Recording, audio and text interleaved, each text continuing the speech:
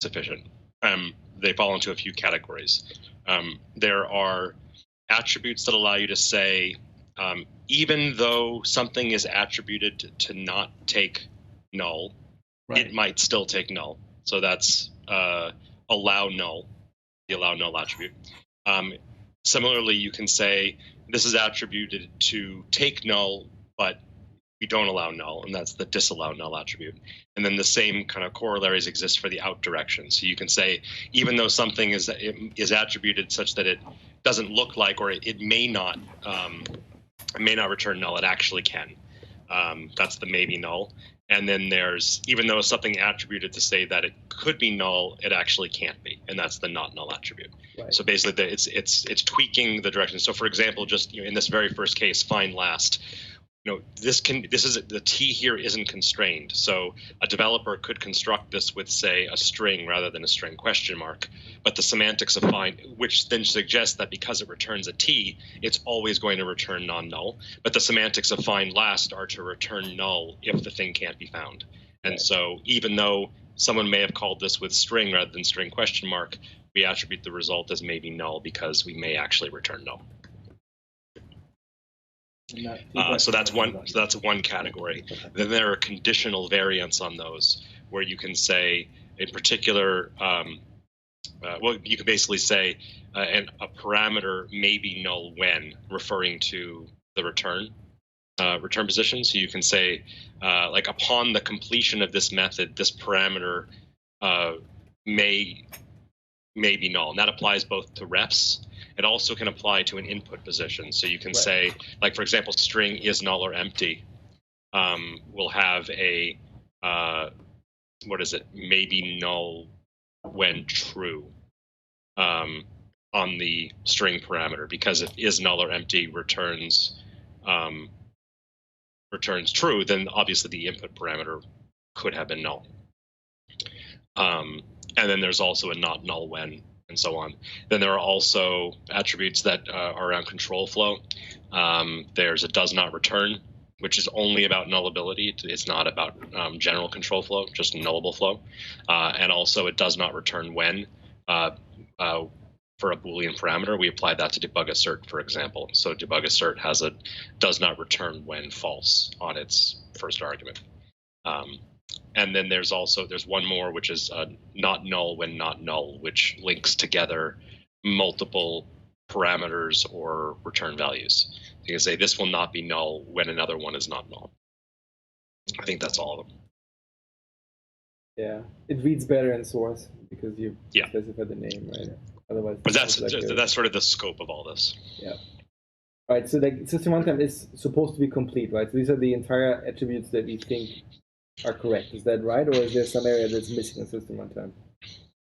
No, that's all the assemblies that I given, they should have all the attributes that we thought we needed. Okay, so anything that's missing then is not there. So these seem sensible to me, given what you just explained.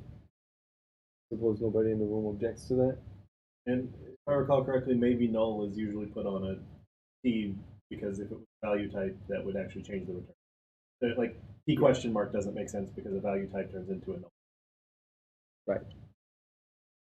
Right. It can be used on non-generics as well, and that's rarer, but it happens. Okay. So, for example, if you have a property where the getter might return null, but the setter doesn't allow null, then we have to specify the property as a T. Sorry, the other direction. Right, with the getter might return null and the setter doesn't accept null. One way of exposing that is to have the type be a non-null type, even if it's a concrete type rather than generic, and to put maybe null on it. Okay.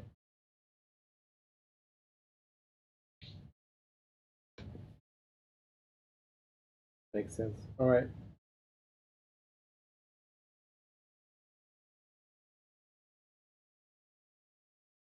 So resize guarantees that the array coming out will never be null, even though the array coming in could be. And so this says it will not be null, even though you may have called this with a T question mark, or rather with a T array question mark.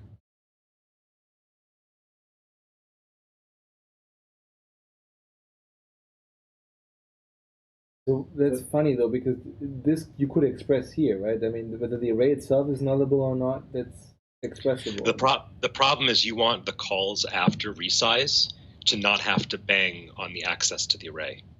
So if let's say you have you've initialized a T open bracket close bracket question mark array equals null, and then you call resize ref array.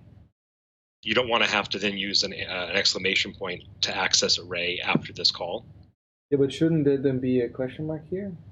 The array itself is not nullable in this. No, like I mean, basically, if it's like this, you wouldn't be able to call it with a T array question mark, right? Unless the not null attribute on ref null can come in, but it won't. No, That's honestly, not what that means. sorry. I think my problem here is that, yeah, this one will not show any question mark. So that probably is a question mark in source. Will be my guess. There is. Oh, Yeah, okay. That makes sense. So you basically say you can pass me another array, but it will never give you back one. Exactly. I see. Okay, that makes sense now. All right. Can we scroll up a little bit to index of that takes array instead of T array? Yeah, so system array object value. Value should be object question mark. We just said we can't see question You can't see that. Okay. Okay. So that wasn't just for this one. That's for No, it's like okay, generally like I've been fine. generated it. The Gen API that I'm using does not a question mark. Okay. Thankfully. Previously, we be- got question marks Yeah. without the attributes. Now we get attributes. Okay. without question marks. Okay. So that comment was for all APIs on. Got it. That is correct. Yes. Okay. Now here's where it gets sexy. So let me. So this one combine, it can return null. If you pass in two null delegates, then you're going to get back out null. So this is saying if either A or B is non-null, then your result is going to be non-null as well. Okay. I see. So the combination of these guys is 4. Right. Each one is taken sort of in turn. The result will be not null if A is not null. The result will be not null if B is not null. Right.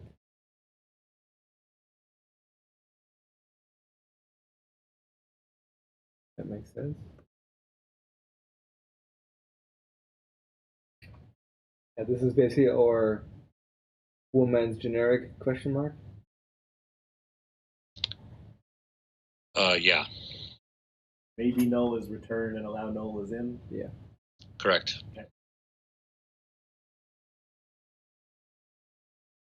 And we needed 2 different attributes because there are I got some an cases answer. where you need to apply both. Yeah, refs where you can. Where input and output are different things. Yeah.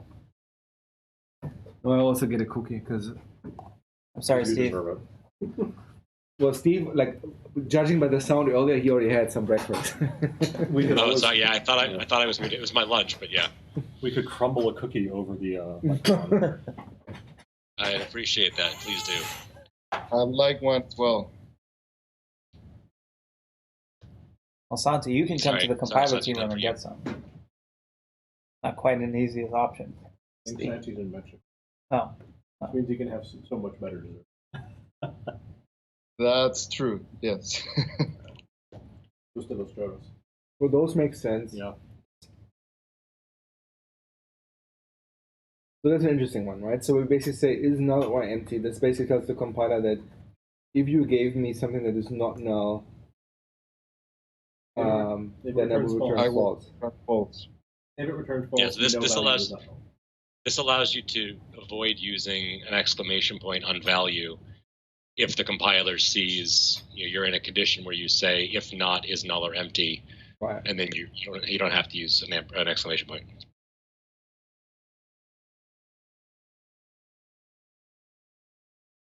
Right. So if it returns true, the compiler knows nothing. If it's false, you know it was not null. Correct. And that's because it could have been non-null. If it returned true, it could have been non-null but empty or white space. Yep. same thing for String and the absolute attribute. Well, that's just the way Okay. it's syntax highlighting in beyond compilers. That is me wondering if my eyes are deceiving. You haven't suddenly developed color blindness. That's So these are interesting. The most common use of these when attributes is on try methods, where you have an out and we say it's not null when true or maybe null when false. And in general, the rule is, or the guideline is, if it's a non-generic, you're typically going to see a not null when true, and if it's a generic, you're typically going to see a maybe null when false. Oh yeah.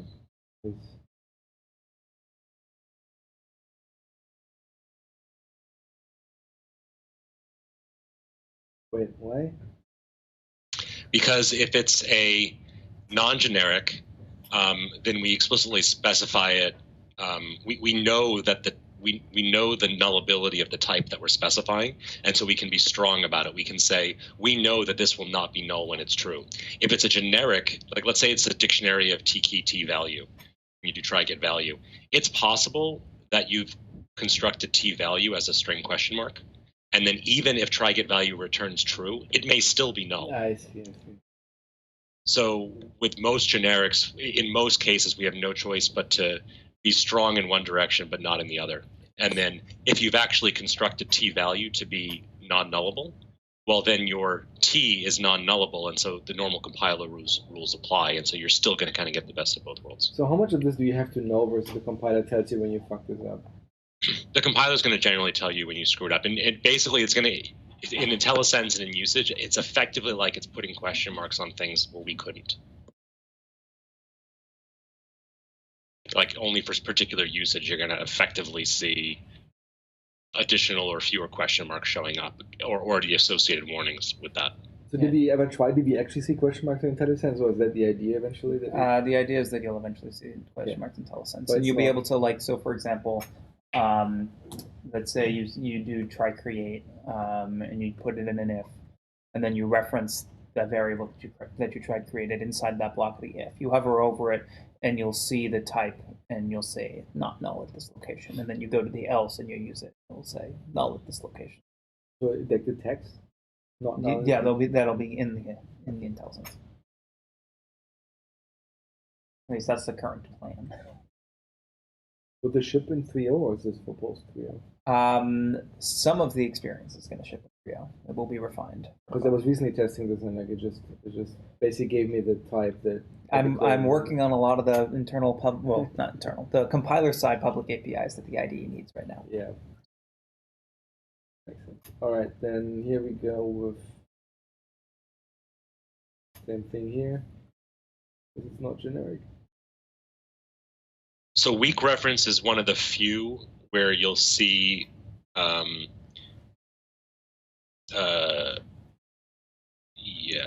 the weak reference is special because first, the T is always a class, and second, we know that no matter what T is, if try get target returns true, because of what weak reference means, you're getting out non-null. Right, because try get target only returns true if you actually had an object. Right. So it's not null when true, and it's actually null when false, but we don't have null when false. So it's the best we can do is maybe null when false. Gotcha. And maybe null when false, even if you gave it string and not string question mark, this could be null even though you said it shouldn't, right? Correct. Okay. Yeah. Making sure I understand maybe. I feel like this will be the feature where I will keep understanding it, as in I will understand it at some point and I will forget it, and I have to re-understand it again and forget it again and I will re-understand it again, and this is how it's going to be. So in general, dictionaries don't allow null keys. Yeah. I don't remember why this was needed. Because even if you said it was string question mark, Oh, well, so this is dictionary, not dictionary of T. That's for the input, no? The inputs already should be non-nullable. I don't know. I don't know why this is. Unless that has a question in source. Does it have a question in source? It does have a question on the return source. Okay. Oh, right. This does not. Wait, why is this disallowed null? I mean, to be clear, disallow null means it doesn't accept a key that is null, right? You can't pass null. But isn't that what the signature already says? If there's no question right, mark? but that's why I'm questioning why. There's a question mark in source, apparently. No, there's a question mark on the return. On the return, not on the input. Which is why it seems weird. It doesn't make because that attribute is applied on the method. Dictionary.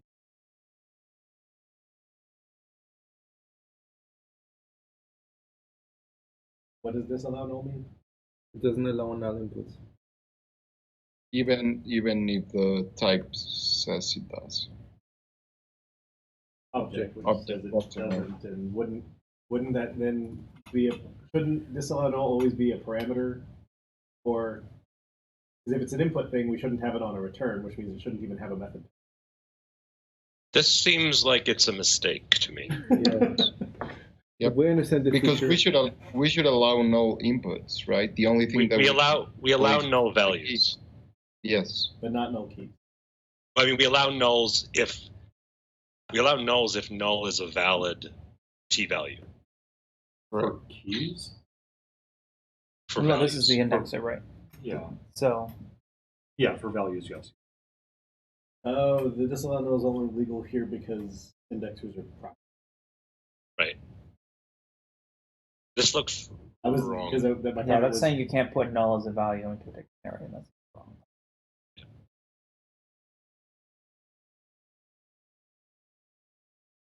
Oh, that's trying to say null can't go in the set.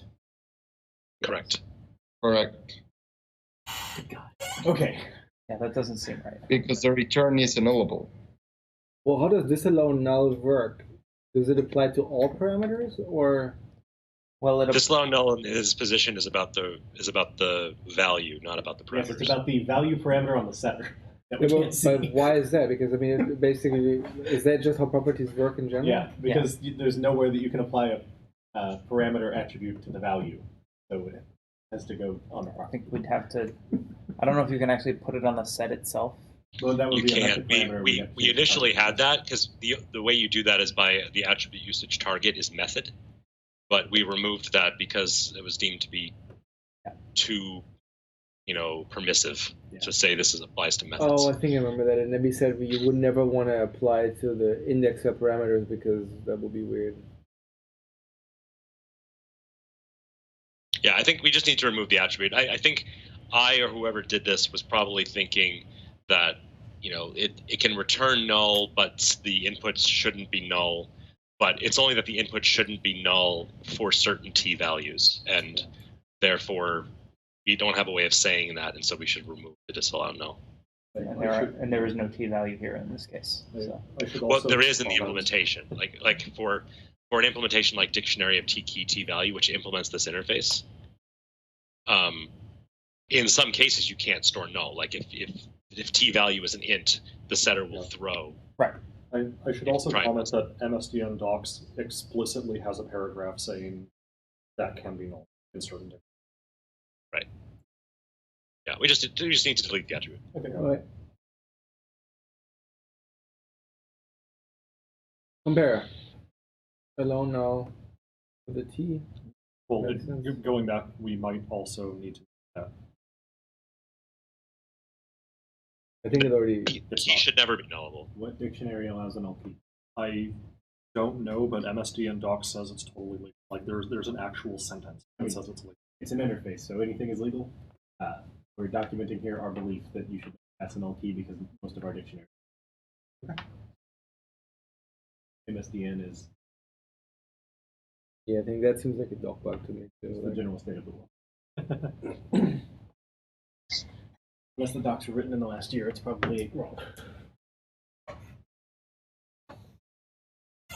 See also all the documentation. right? Sorry, where are you looking, Levi? Just about the key being null. Look up the MSDN docs for iDictionary.item, the indexer. Subobject, yeah. Yeah, and there's a sentence at the bottom that says, under remarks, implementations can vary in whether they allow the key to be null. I see. Even though at the top it says argument null exception, key is null. Yes. Yeah. Remarks are sometimes the exception's wrong. Yeah. Yeah. Again, you can bang it away. Yeah. Okay. So allow null here is for variance or extra covariance rule. We have a complicated relationship. Yeah. In general, I compare and I equality compare, or I compare. All the compare things have been really hard. One question about going back to iDictionary. The contains method. Did that have an allow null or does it throw? Well, I mean, that would be a question mark. In general, we would throw. It does not have a question mark. Right, and I guess my question is why. Does it, Why would you allow it to? Why would you allow it to be null? You just return false. No, it wasn't deleted. Yeah. Well, that's like saying you could pass int to a dictionary of string that contains. I know it's not going to contain 42 because it's of strings. I mean, so yes, but on the other hand, you have something that is a string question mark, and then you have to check it for null yourself. Well, no, I think practically speaking, our implementations actually have a line that says if key equals null, after I will not. Yeah, all of our implementations. Not contains key, contains item. Well. Contains value. Contains T sense item, object. right? I mean, saying this one here? This one, yeah. Oh. Isn't that for set or something? What is that? I believe that would be on generic dictionary. A T in the one. Yeah, I guess I don't know which line that's actually in. This is that collection. Right, so it's I collection of T. So well, it's yeah. totally So if it's a collection is. of string, then why? Then it will. Because if it's a collection of string, then you won't contain string question marks. Sure, but this just feels like an extra step we're making the user have to do, right? Like, we won't throw, and we will do the correct thing if you pass null there. Do we do that? Argument is allow null T. Yeah.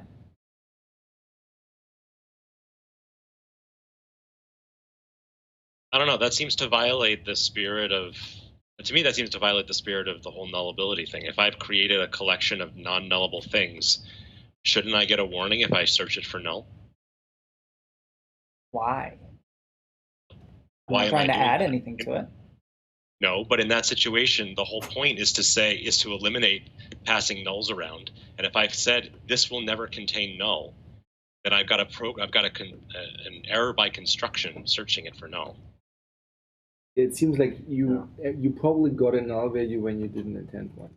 Maybe, or maybe I'm reading some type of input from a user, and I'm looking to see whether or not. Sure, but then the same argument applies, right? I mean, Give this a try. I mean, certainly point, today, if you search a collection of string for null, it won't throw. I hope. Depends on the collection. I believe if you call dictionary string int contains. Well, like again, we're not on dictionary. T we're on value. collection. We're on collection. Yeah, but dictionary implements iCollection. Key Oh, but it pair. implements a collection of key value pair. It also implements iCollection of T key and iCollection of T value. Unless I'm Does? using the wrong What? thing. Sorry, value collection. Yeah, I was gonna say that doesn't make any sense because not dictionary string to possible. string, you don't know what it's enumerating. Okay, so D dot keys dot contains. There we go.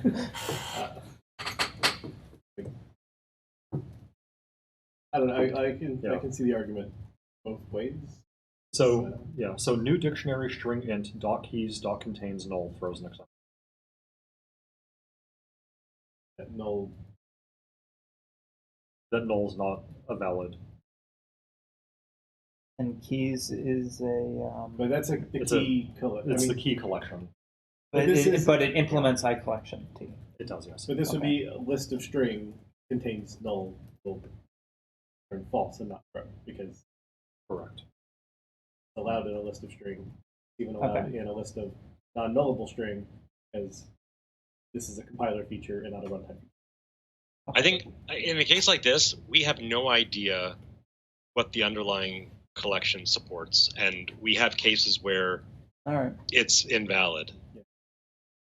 It's fine. Prominent cases where it's invalid. It Well, just seems wrong. I didn't realize that last part because my initial thought was, well, a list of string will return false. So, okay, I'm convinced. You can always write a program, get annoyed by it, open it, make a change. Well, clearly I can't because clearly it's wrong. It's an As interface. has just been proven to me, it is wrong. It's an interface, so both things are wrong. Because the interface can't actually enforce this claim.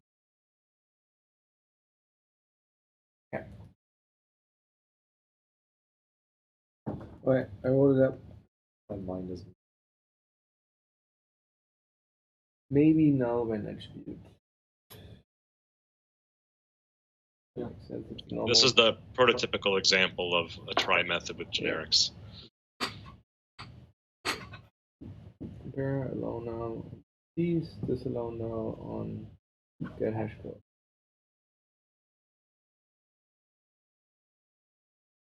That interface. So long in my ability to design on that interface.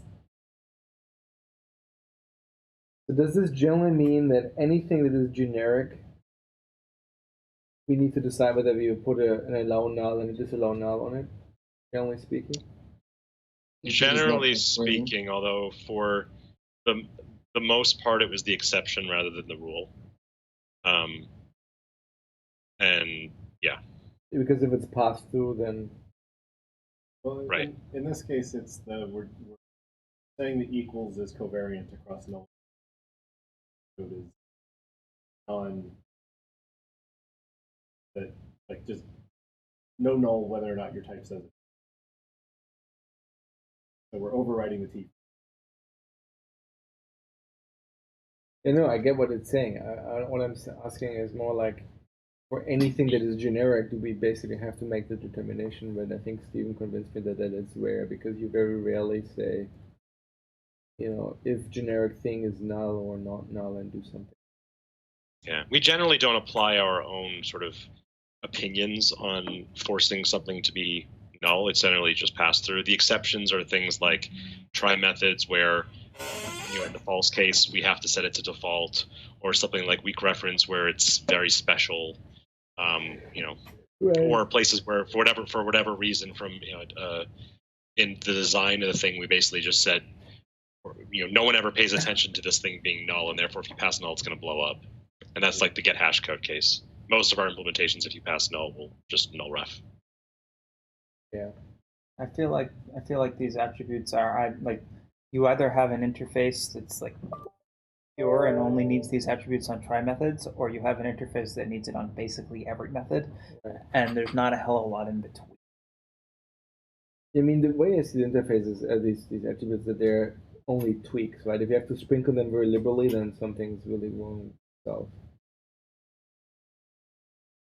And like, if you look at the left-hand side, like it seems like it's like more like salt or more like pepper, I guess. You use salt everywhere. I was about to say, my girlfriend, you know, salts the shit out of everything, so maybe more like. Salt I mean, makes food I taste think more there- like food. I think there are probably cases that we missed. You know, there's probably a smattering of things that we missed. The way we went about this was largely as we were going through and putting question marks and exclamation points everywhere in the initial pass, we kept track and comments of places where we thought we wanted to be able to express something with generics and couldn't. Yeah. And then when the attributes came in, we basically just went back through all those comments and either deleted the comments or added the attributes. Yeah. And then if we noticed something, we did some, you know, little searching. But there are probably things that we missed, and we can revise those subsequently.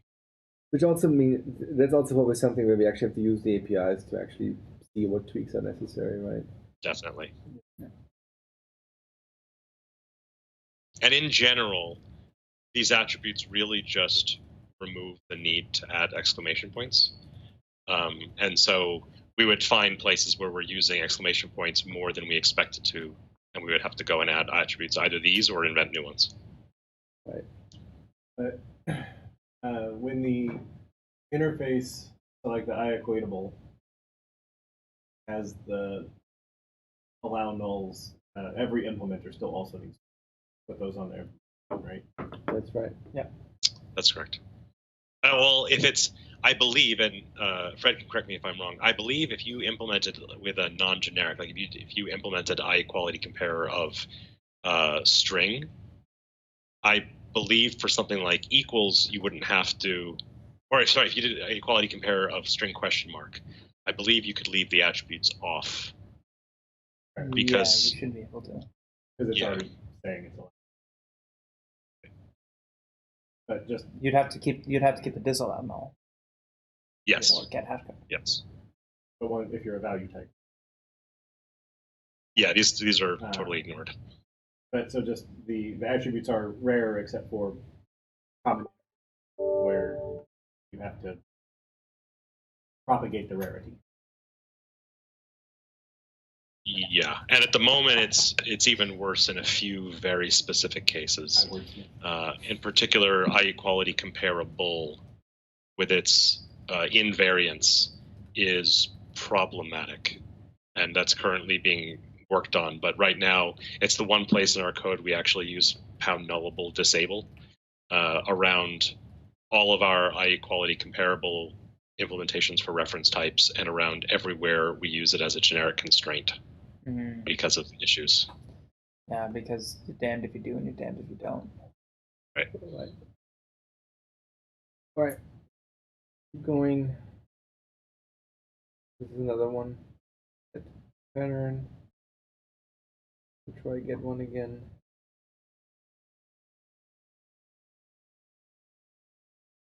Not null if not null. Basically, say nullability as input. Yeah. Exactly. That method is more than just return. I think it has to do with some common ROP stuff as well. Is that on Marshall? It's runtime helpers. Oh, runtime helpers. Yeah. Oh, it's all magic there. Method that takes object, returns object, and help get object value. Seems like return op. There's a prepare constrained regions no op. I mean. Yeah, the description in common says if the value being assigned is a mutable value class, then a shallow copy is returned, but otherwise the object itself is returned. Okay. So it's some So the maybe null for a strong box, the value is saying that even if the T is a non-null reference type, it may return null. Because it has a Correct. default constructor. Exactly. I see. This is one of the few cases we actually have a public field.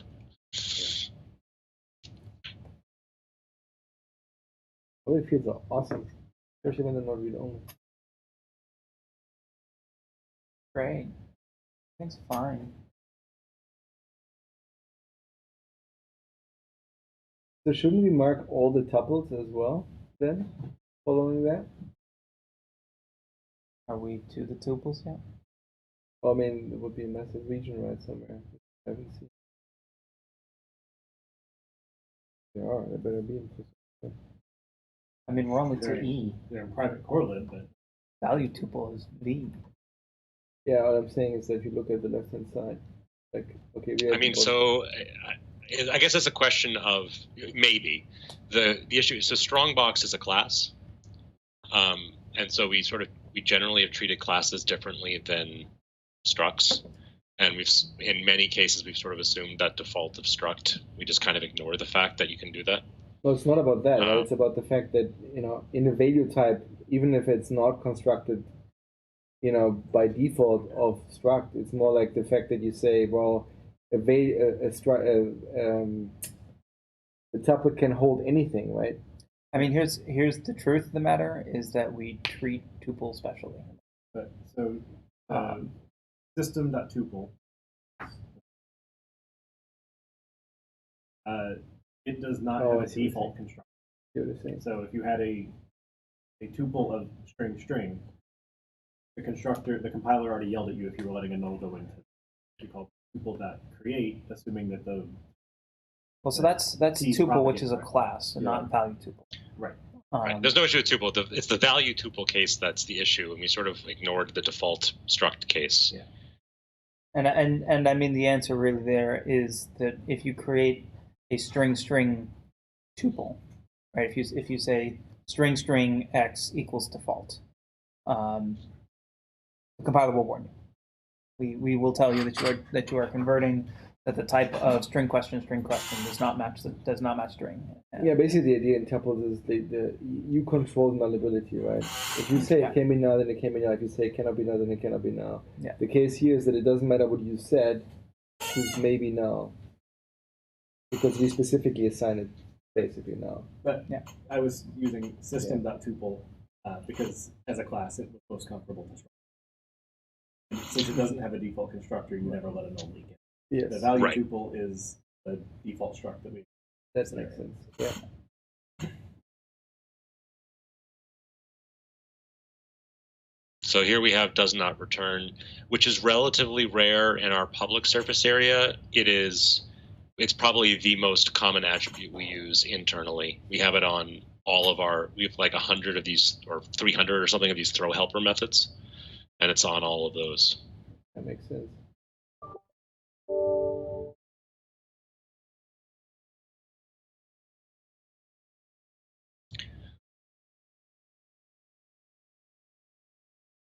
So that allow null was the value parameter in set. Correct. Yes. I get a cookie. And so this was a case where we could have made it get will never return null, but set allows null. So we could have made it safe wait handle question mark and then had a maybe null on the getter or for the getter, or we could have made it safe wait handle and allow null for the setter. And we chose this because it's pretty rare to use the setter and very common to use the getter comparatively. Yeah. And so we wanted the types to match sort of that intent. Right. All right. Null is what's not. Okay, let me do one thing, because otherwise I go crazy here.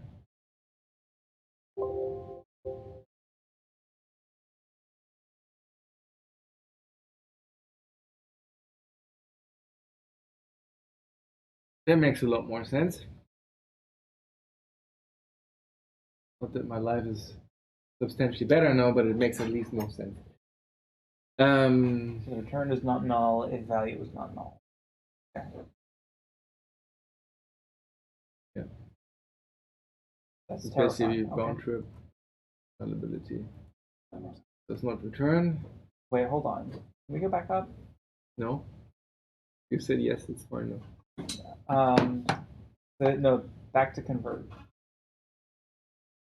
Or change type. Yeah, change type. Does this take into account user-defined conversions? I don't think it does. I think it only handles the 6 or built-in types that this guy handles. It's this special list plus iConvert. Oh, that's right, iConvertible, yeah. Yeah. The user-defined conversion via iConvertible, yeah. Like all nullability attributes, once. Okay, so the reason I asked. Interface is involved, it's lying. The reason I ask is because user-defined conversions are this one weird place where you can accept a non-null thing and return a null thing. Yeah. So you could implement iConvertible and return null to your heart's content. You could, although you'd be violating what we have set up as the iConvertible interface, which is that toString is not. Okay, so you can only use basically implicitly defined conversions and something that uses iConvertible, and the contract of iConvertible returns not null. Yes. You can only use the implicit conversions that are defined in the language specification. Yes. As opposed to user-defined conversions. So here's iConvertible. The return type must be null. Okay, cool. All right. Wanted to make sure, because if it was just looking at user-defined conversions with nothing else, then that would actually be wrong. Yeah. But I mean, you could have a broken implementation. I don't care about broken implementations. if you're following the contracts, everything's fine. All right, cool. Thank you. Also, I rare, at least in my experience, to have an I-convertible implementation. We basically have it on all of our primitives and like one or two other types. And in other code bases, I pretty much never see implementations of that. Yeah, and I mean, I think it's going to be even rarer to be returning a nullable type from a user-defined conversion when you took a non-nullable type, but you can do it, and we have to account for it in the Roslyn public API. So. I'm excited for you if you have annotating the Roslyn public API. You're gonna have fun. I know. Why wouldn't change type that takes a type code also be annotated with not null if not null value? Oh, that's a good question. Because I'm just looking through the implementation, and I don't see any cases where you would return null unless the input is also null.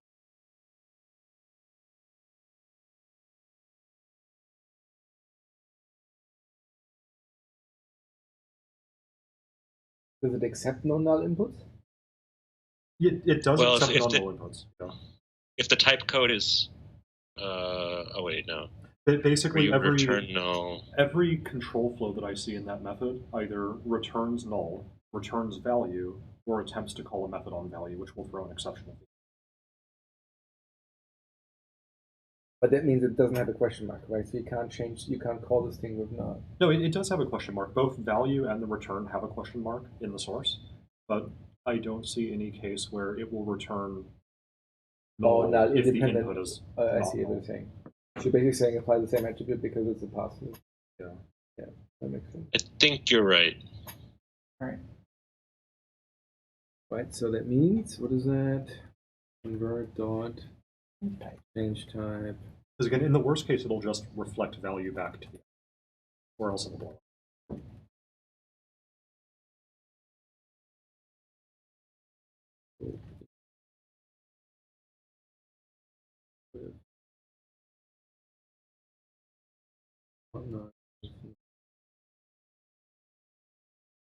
Can you scroll up just a tad?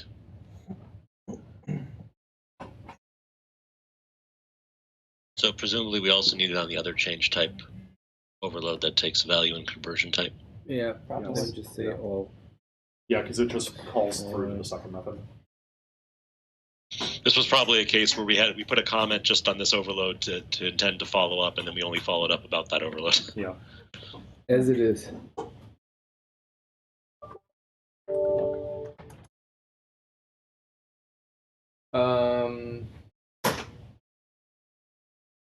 Wait.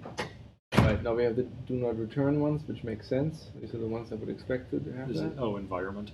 Yeah, it's exit fail fast. And the other fail.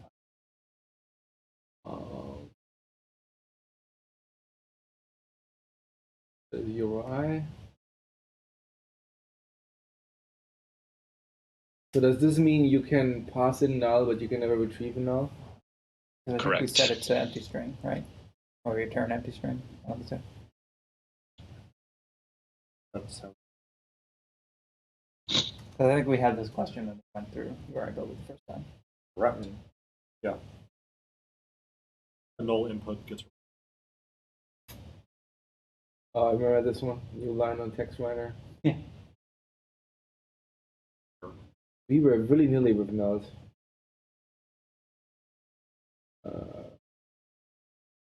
Not null, if not null, path. Yep. So if path is null, we return null. Of course we do. Okay, that's correct, yeah. I mean, what are you going to do? Just return the extension? The answer is yes.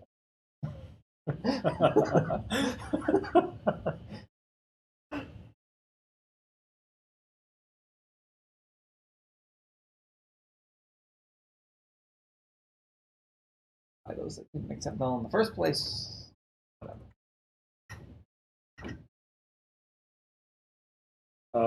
Path.get directory name is the same.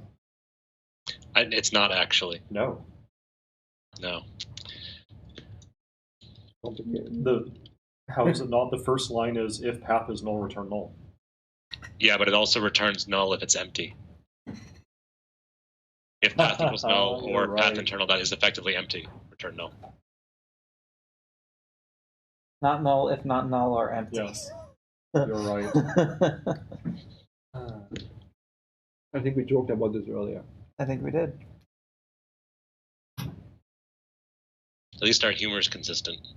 I'm pretty sure Unlike once these Roslyn is APIs. adopting this feature, you will add 20 more attributes. Not null if valid syntax. Not null if came from C#. Not null if came from C#.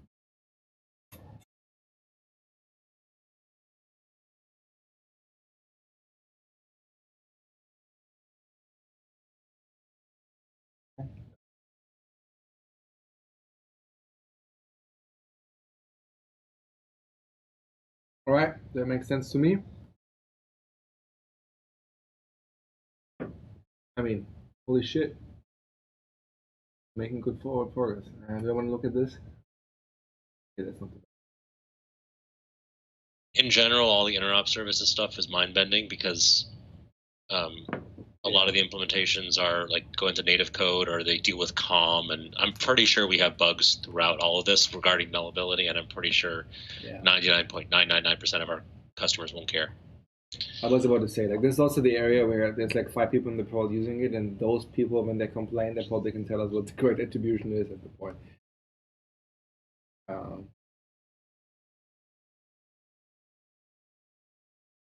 Create wrapper allows null? Yeah, if you pass a null, it returns null. Okay. Wait. If it passes null, then so should that be? Maybe null in the return. Yeah. Should there be? Well, we have not null if not null. Do we have null if null? I don't think we have null if null. No. We don't have hard null regardless. It would be maybe null if maybe null. Maybe. Yeah. God. Yeah. So. But does it just mean that, I mean, shouldn't we annotate at least that the return value can be null? That seems missing entirely, right? Because right now we only document Well, the so input side. are there constraints that were like, are there question marks that were missing in this diff? Well, there couldn't be any, right? Because it's generics. So the non-generic create wrapper of type, which is the one that the generic one calls into, both the input O and the return are question mark. Right. Type T is does not have a question mark because the method will immediately throw if T. But that would mean the create wrapper of type would also have maybe null attribute, correct?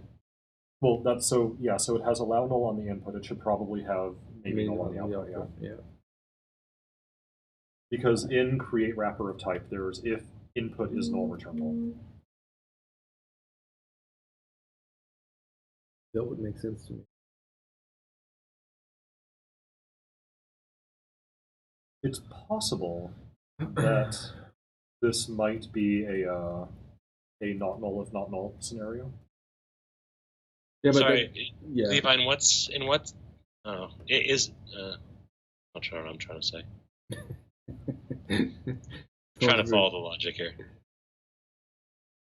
So I'm looking at the generic create wrapper of type, and then it calls into the non-generic one, and I'm just trying to trace the flow there.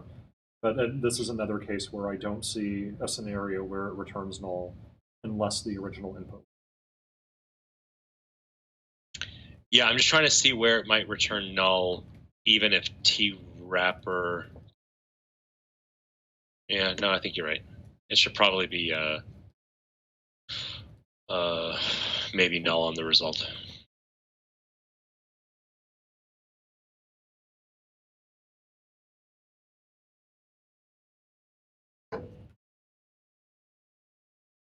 So does not null if not null imply that if the input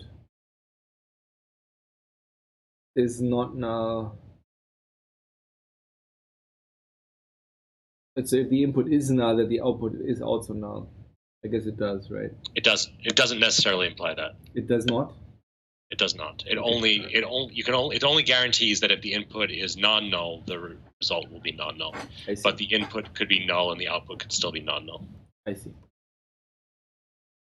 So then basically both of them could be applied, right?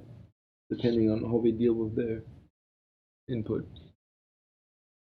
Either maybe null or... Yes.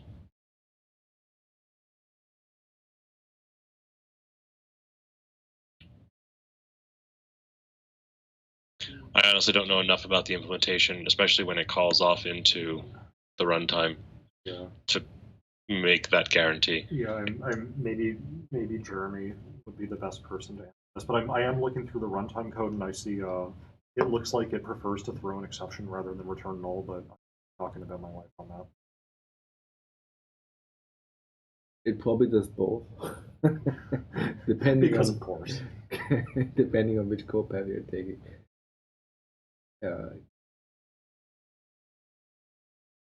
And I guess get com interface for object is can't return now because it's a PR. Disallow. Yeah, makes sense. So disallow null. My guess is we followed that through and found that the runtime threw an exception if null was passed in. Yeah.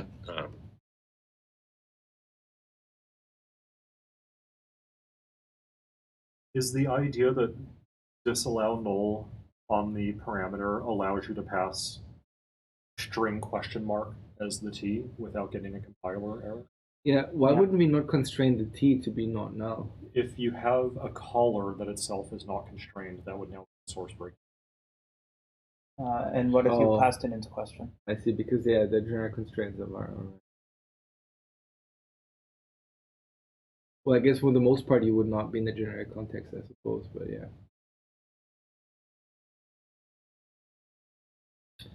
Yeah, that's unfortunate, right? If it would be a net new API, we would probably constrain the T though, right? That's only because it's an existing API, right? It depends on whether you want to be able to pass into question. Well, if the only usage of the T says disallow now, why would you allow it? I don't think it would make sense to ever pass a struct type there, because what's going to happen is the value that you pass in copied struct, it's going to be boxed, and then you're going to get back basically a com pointer to the object that is now boxed that you don't have the original reference for. Hold on, but not null does not imply class constraint, does it? Null does not imply class constraint. It just says like if it's a class, then it can't be null. No, I guess I guess the point of me saying that was like ideally get com interface for object would have had where T is non-nullable class. Yes. That would have. I guess all I'm getting is, to me, disallow null if there's only one usage of the generic itself. Seems at that point you can either decide to mark the T not null or to put the attribute right there, basically. It wouldn't be where non-nullable class, because structs can implement interfaces. Yes, but it doesn't make sense to get a com interface for a struct that you're about to copy by value. You can't do anything useful with it.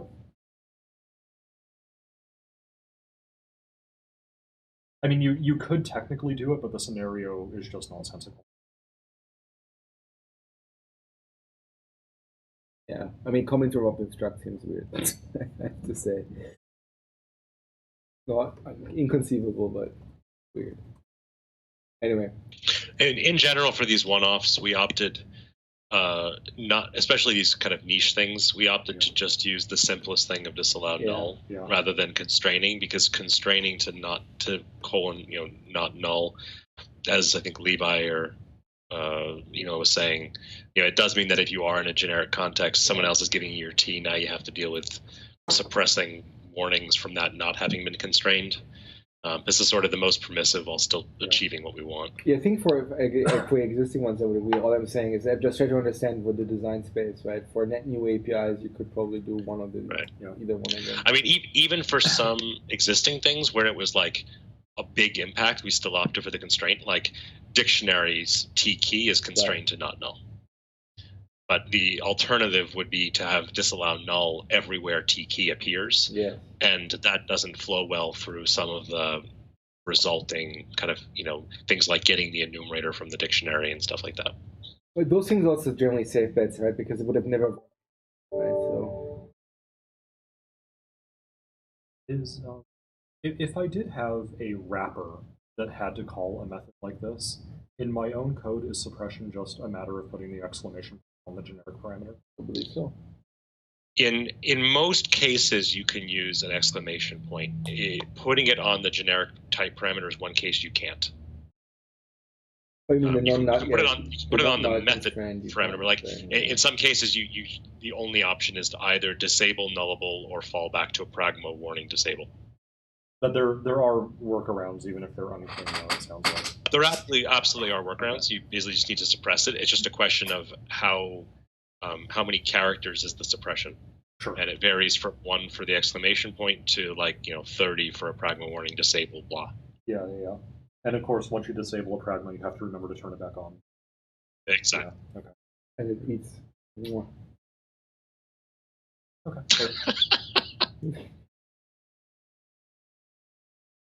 All right. So this allow now for this guy. Yes, that makes sense.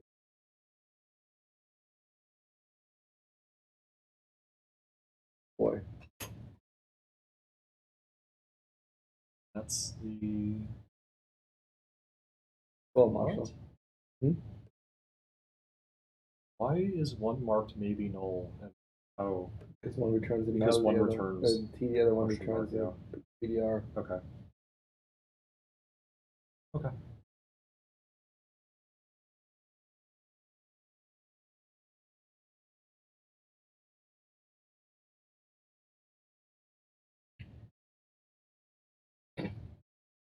I mean, half these APIs, you're like, sure.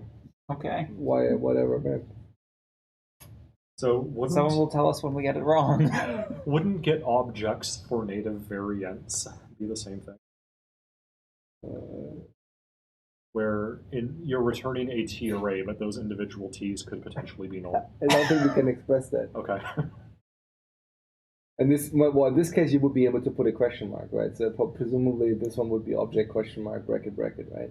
Yeah. So the non-generic one returns an object question mark brackets, like you said. The non-generic one, we can't return a T question mark because it might construct, blah blah blah. Yeah. Yeah, we don't have an attribute that only applies to the element of an array. Like we don't have an attribute for nested nullability. Is there potentially an attribute that just says suppress nullability on this API in general? Because we can't express what we're intending. That would be called just pragma disable. Yeah, when you declare the API, we could mark them all as oblivious. So you would prefer for the caller to do the suppression rather than for us to make. No, when you define the API, you can basically say nullable disable around the types you want to be oblivious, which basically means they're neither null nor not. Does it make sense for us to have such a declaration around these methods that we know we can't describe correctly? That's an interesting point. I think that might actually be not a bad idea. I mean, I guess it depends on what you're optimizing for, right? If you have a spread 50-50 between false positives and false negatives, then yes. If it's more like 80% is correct and you have 20% false positives, then maybe that's over the board, right? Well, I mean, I missed the suggestion. What was the suggestion? The suggestion would be to potentially get objects for native variants of T with a nullable disable and nullable enable, because we can't express the nested nullability on the array of T. I see. But I don't think that would help, honestly, because so what does making it oblivious do? It just means you won't get warnings about it when you treat it as null or treat it as not null. The two people in the world who use this API. So it doesn't buy the user anything, I don't think. Okay. We have tried really hard, for better or worse, not to use nullable disable. Sure. And I think we added about 50 of them when we did the whole equality comparable thing. But we should probably, if we want to start using it more liberally, we should think hard about it. Well, the reason I bring it up is because potentially if we do find the ability to express this in the future, and we do change the API to have the new attribute when it comes up, that would be a source breaking change, correct? Which maybe we're okay with.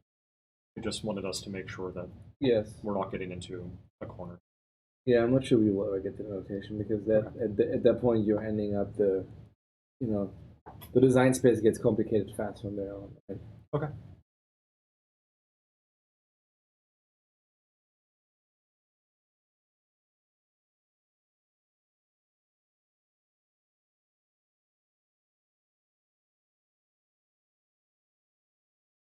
Yeah. All right. Okay. Maybe no. Pointer to structure.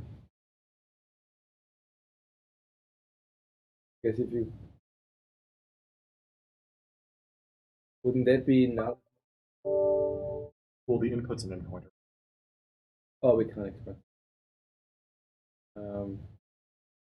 This is all null.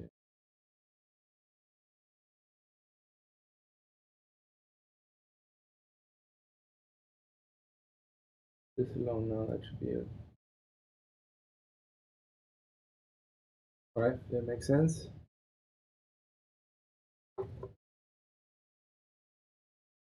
I'm actually making forward progress.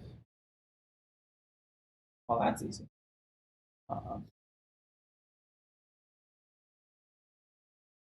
So that means You could you potentially can never have set a null, but you can retrieve a null? Yeah. That means-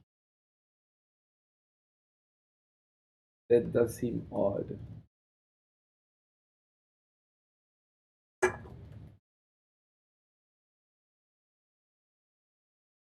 we sure that's right? Well, so it doesn't have like not set to anything in the constructor. It doesn't take a parameter. So if you want to set something, set it. If you don't want to set something, get whatever the default is. Right. If you wanted to be able to set it to null, you would use a nullable T. Oh no, but actually the T is constrained to be class. Yeah. So, yeah. The way this is set up, we're basically saying you don't store nulls into this. but because it doesn't have a default value anywhere, you could get a null out if you haven't set Right. anything yet. Right. Okay. So the question is, do we actually want to allow you to store null? It looks like the behavior is setting it to null is equivalent to calling clear. Yeah. Well, and then in that case, we probably do want to allow you to set null if we're handling it correctly. Which would mean changing. That would mean adding an allow null attribute there as well. Or changing event registration token table of T where T colon class to be T colon class No, question mark. because then if you made it, then if you made an event registration token of string, then you wouldn't be able to use that functionality. Why not just make Right. invocation list T question mark and leave the class definition the same? We just put T question mark because since it is constrained to class. Yeah. Yeah, we can just put T question there. That makes sense to me. I guess hold on. So Like there are other places in the implementation where T being null is supported. Like look at add event handler. Add event handler says if handler is null, return new event registration token of 0. Yeah, but wouldn't so if you're constrained to class, shouldn't we generally not say by default you put the question marks on the use That's what I'm side saying. If we're going to start allowing nulls here, the class itself? that's what I'm saying. If we're going to allow nulls here, shouldn't it be where T colon class question marks? Such that if you want to use the null, if you want to support null, you use a nullable T. right, but my point there, Stephen, is that invocation, like the return of invocation list, if it was class question, you'd still need the maybe null attribute, and you'd still need the allow null attribute there, because You wouldn't need the allow null. yeah, you would, because if No, you want if you want to be able to set null, and Then you've you use a T question instantiated this mark. thing with string. Don't do that. That's like saying I want to be able to use string question marks in a dictionary event string. Then I should have declared it as a dictionary event string question mark. I guess, but the thing with invocation list setting it to null, right, was that it was the side effect of effectively calling clear on this thing. Yeah. So it's not necessarily right. You're doing that for the side effect of the thing, and you're not doing that for the. This thing is basically a delegate, right? There's an add method which is combined. There's a remove method, and there's no clear method. And because there's no clear method, the equivalent of a clear method is invocation list. Yeah, but more philosophically, I think the Stephen's suggestion makes sense if all usages of the T in the class would accept null all the time for now and eternity, which I'm not sure is a promise you would make. At which point it makes more sense to me to say we're T colon class, and then just put the question marks on the APIs where you happen to support null values. Which today might be everywhere, right? But is that true for eternity? Is that a promise you want to make? That seems more logical to me. Like you want to indicate the areas where you allow null rather than universally saying for this type T can be null everywhere. So I think there are two issues here. One is I think our where T colon class is wrong, because if you just look at the public API, like it's valid to pass null to everywhere in the public API surface area that accepts a T. Yeah. Okay. On top of that, Fred is saying and Levi is saying they believe that even if you use a non-nullable T, you should be able to pass null to invocation list. Right. I'm not sure I agree, but I understand where they're coming from. If we didn't have that, then we should at least introduce a clear or something. Or we should just tell people if you want to clear it, bang. And you would need a maybe null attribute on that still, because if you don't set it to anything, you still need maybe null. You don't set it to I mean, anything, if you guys feel strongly about it, we can add a allow null. I'm fine with it. I don't feel super strongly about it. I'm wondering whether or not people will use this for the side effect. We could always not add it to start with, and then if people complain, we can add it. What I don't understand is why would we put the attributes rather than putting a question mark on the T? Well, because your question about do we guarantee that this thing will always accept nulls? No, not behind the class. I'm saying no, it's public T question mark invocation list. No. So I'm saying your earlier assertion. If you constrain the class question mark, you cannot add a question mark to the T. Or even if you constrain it to class, you can't? No, you can if you constrain it to class, but not if you constrain it to class question mark. Right. So what I'm saying is instead of doing attributes and not putting a question mark behind the class keyword, we can also put a question mark just behind the T before invocation list. If we leave where T colon class, then everywhere we use T in a public API, we could change it to T question mark. Right. So the question is, should we just allow it to be T question? Should we just allow it to be class question to start with? Because anywhere that you have enough, I guess what I'm asking is what I'm saying is that in this particular class, it makes no sense for me to use attributes. Because you either put a question mark or you put the question marks at all usages of T, or you put it in the generic constraint. Why would I ever use an attribute in this class? So there's a few cases here. We can leave it as it currently is, where we have where T colon class. We have attributes on invocation list and potentially attributes on other public APIs that accept T. If we don't add the attributes elsewhere, then currently we're basically saying null is not accepted into things like add event handler. Right. There's the option of changing where T colon class to be where T colon question mark. But then to your question, Emo, if someone constructed that with a non-nullable T, Fred and Levi's argument is you still need the maybe null on invocation list, even where T is constrained to class question mark, because we might still return null even if someone used a non-nullable T. And then there's the third option, which is we say where T colon class, and everywhere we use T in the public API, we then use T question mark, in which point we can remove the attributes. Yes, but even if you say the last option, it doesn't necessarily mean everywhere. Right? You could still pick and choose, right? But the point is that every single one of these APIs, public APIs, handles null. Right. I guess my question is more pointed towards just ignore this particular class instance, or this particular instance of this class. When you have a T that is constrained to class, why would I ever use attributes? Because perhaps let's say the original definition of this thing, you can never set invocation list to a nullable value, but it starts off with a default.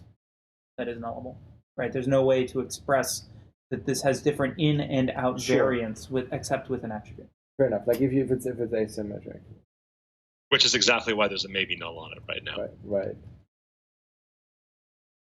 So, but if you would put alone null and maybe null, then you might as well just put the question mark. Right? Correct. Yes, Unless okay, you literally can't. That makes sense. So what should we do here?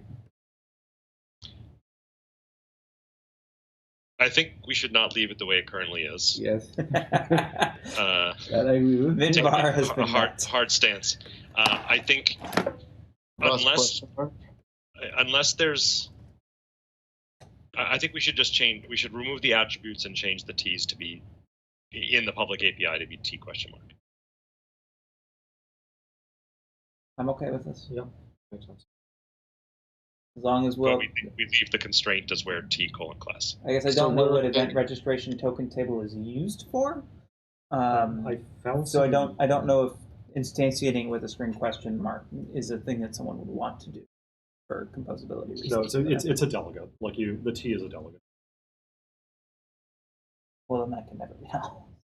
Well, obviously that is it can, but like, yeah, it's basically a glorified it's a glorified call delegate .combine and delegate .remove. It's basically because in the T you have these fucking tokens that you need to use to register events. Yeah, I'm looking. If we wanted to make it where t : class question mark, then I think we would add allow null on every t input and maybe null on every t output. Interesting. I guess that's true, right? Even if you put a question mark at the constraints, you can still widen it afterwards with the attribute. I see a lot of places where invocation list is red, but never where it's set. I'm looking through other sources right now. I believe this is done by the compiler. This compiler code's good for these fuckers. The code I'm looking at is all code that was written by humans. Yeah, what I'm saying is that I think the registration token table, I believe, is used when you implement WinRT interfaces. It is, yeah. And I think the compiler emits code that deals with that shit. But you might be right that even the compiler might never say. Yeah. Well, I might not have visibility into this. All right, so then this is that. We have 10 minutes left, which means we might be able to do 10 more files. There are 2 cookies left. There are. I'm impressed we went through the whole box. Threading. We might actually succeed in threading.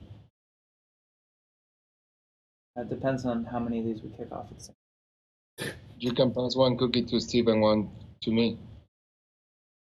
I can try. Invent a teleporter. No, but then they're not my cookies. Are they? So that makes sense. Actually get a null out. Yeah, okay.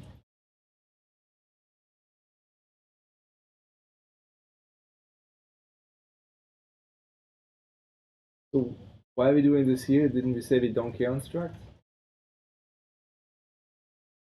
Maybe we don't. No, well, we don't care for default, but this isn't the default case. When the context changes, there may not have been a previous value, so you might get null, for example. I see. Okay, that makes sense. I think local. When attribute true. Yeah, that makes sense. It's the typical parse pattern. Oh boy. So so exchange is an interesting one where both the return and the first parameter, the ref parameter, are not null if the second parameter is not null. Yes. I think I have to think about this for half an hour. Exchange returns the original value, correct? Sorry. Yeah, that would be for write. This for exchange. Exchange, that should be on the result.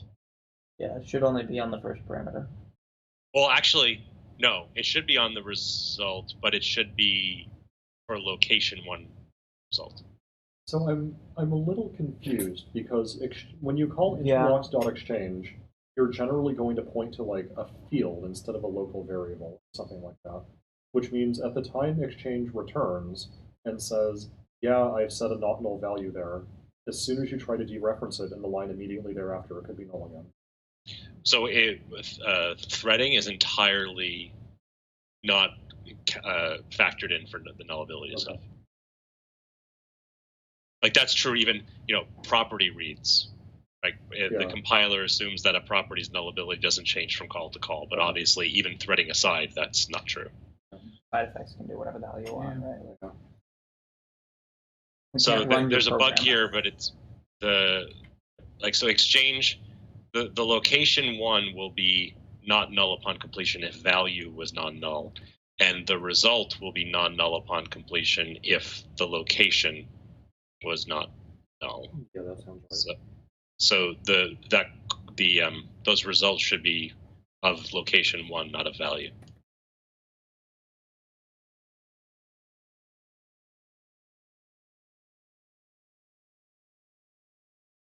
I think that's just a copy paste error.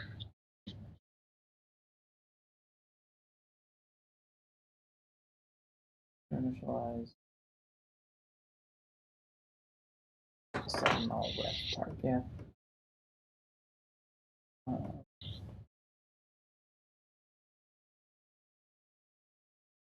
That's true for both overloads, right? Yeah. Was compare exchange in there too? Sorry. Well, compare exchange is so complicated we don't have an attribute to express it. My hope is the compiler is going to special case it. Yeah, I believe we are. Sounds good. There's no way. I think I've never used exchange. I think I only ever have used compare. Used exchange once. Can you scroll over? Sure. Come back to scroll bar maybe. So we have not null target. That makes sense. To initialize. Not null. Wait. Why are some of them allow null and some of them not null? Not null is return, allow null is in, right? So there are multiple overloads here that fall into 2 buckets. One of the buckets, they just work with reference types and are typically used if you're just initializing some reference field from null to non-null. The other overloads can work with any T, struct or class. And as a result, since they can't use, whether it's null or not to indicate whether it's been initialized or not, it has a bool initialized field as well as an object that it uses as a synchronization object and does double check locking. And those 2 buckets then end up with different semantics around the nullability of the T. Can you explain to me what the difference is between not null attribute and disallow null attribute? Not null is on the way out, disallow is on the way in. Allow and disallow are inputs, and then the other 2 are outputs. What null is? Because I missed it as a ref. Yeah, so it's when the method returns, ref target will not be null for those 2. Yeah, there's no way to fuck this up. Does that actually matter, to be honest? Well, in what way? Does what matter? Because generally the way that people use things like ensure initialized is this passing ref to some field into this API generally tends to be the only place where that field is ever used inside your entire code base. Generally what you do is you call ensure initialized, read the return value, and then use that rather than looking at it. Well, in this particular case, maybe. Sometimes, but there are also a bunch of cases where people will just do ensure initialize like at the beginning of their method, and then they'll use that thing. They'll use the same field later in the method, knowing that previously it had been initialized. Quick question: are these actually constrained to where T is class question and we're just not seeing the question? They are constrained to class no question. Okay, then why do they have not null on the output if they're already guaranteed to be class? No, because the ref T target is actually ref T question target. Okay, that's what I'm missing. Thank you. I knew there was a question somewhere that I was missing. Yeah. Sorry. Yeah, this is hard without seeing the question marks. Yeah, this is hard. Period. And then okay, so I understand what the ref target part is now. What are the other attributes on this thing? What do you mean the other attributes? There's on the other parameters. there's not null for the sync lock. Okay. So, for the the ones semantics that- of. Sorry, go ahead, Santi. For the ones that take a struct, shouldn't we have an output attribute as well in the ref target saying not null? We can't because we. Wait, let's look at the right Null is valid for these. It's possible that they could be used to initialize T to null. Okay. I mean, if you have a string question, if you use string question, that value factory could just return, right? So String that question. so for things like value factory, for APIs without initialized or sync lock, null is not valid from a usage scenario because ensure initialize will get called over and over and over and over again. So yeah. So if you're looking at this overload, ref target system function value factory, if this value factory returns Can you null, mouse so yeah. they can? So if this value factory here returns null, every single call to ensure initialize. Can you put the mouse cursor so they know, so that the people online know? It's the fourth line. This one. If this factory returns null, every single call to ensure initialized will call the factory. So And in fact, if value factory returns null, we throw an exception. Okay. Yeah. All right. In that overload. In Yeah, the ones yeah, that take bool and object, anything's fair. Yeah. Okay, makes sense. We had to stare at these for a while. I think Yeah. it's Really? iterations to get them fair. Shocked. Really shocked. Okay.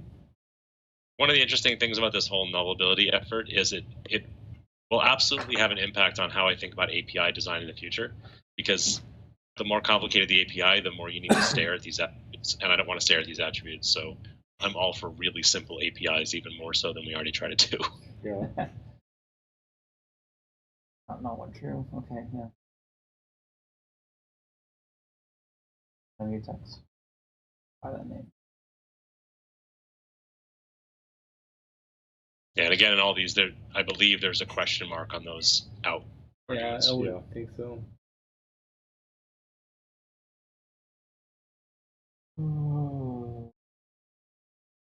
Yes. Call the default constructor. The value will be null. Yeah, every thread, if you just use the default constructor, every thread that accesses that without it having been set will be null. Yep. Sweet. So we have threading done. Great. And it's in.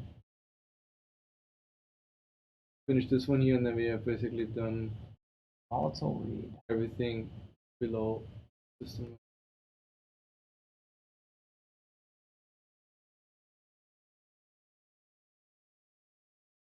Down. Seems reasonable. Volatile right, not null. So yeah, okay. So if you write value to objects or to address them, guaranteed that it's copied. So what's left is these 5,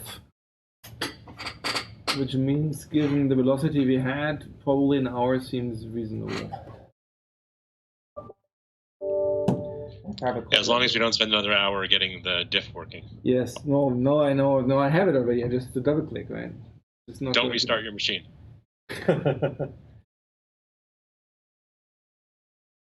Or on the other hand, you could make the viewer actually work and stop asking, oh, is there a question mark on this in the source? Yes, we should probably just make shit work at this point. But anyway, okay. So let's have another meeting for tomorrow probably, and then we should be good to go. All right. Nobody disagrees with me, so I take this as a resounding assurance that that is right, and then I will sign off now. Bye bye. See Thanks, you guys. guys. Right.